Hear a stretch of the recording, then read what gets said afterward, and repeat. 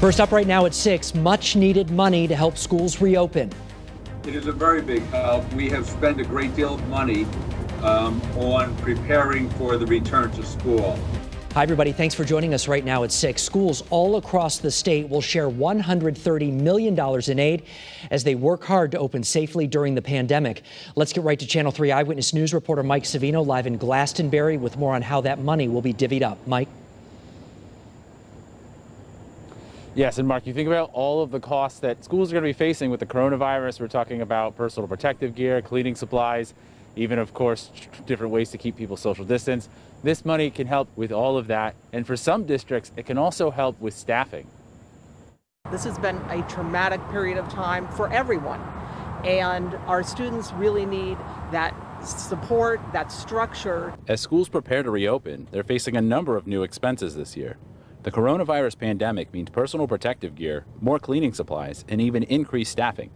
Today, the state announced $130 million in aid to help 166 school districts overcome some of those costs.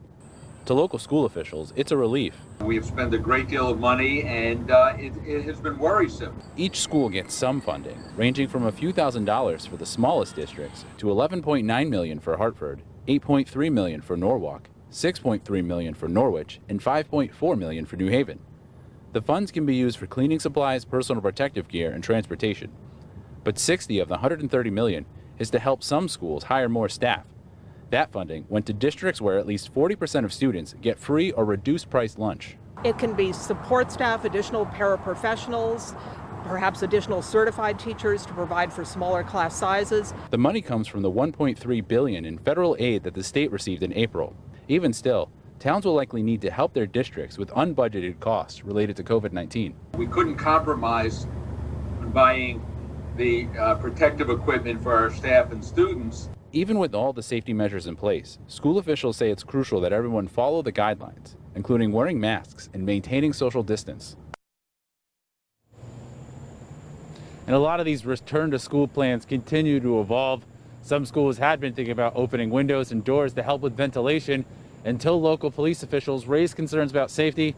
Today, Patrice McCarthy of the Connecticut Association of Boards of Education says that just shows the need for constant communication on these plans. Reporting live from Glastonbury, Mike Savino, Channel 3 Eyewitness News.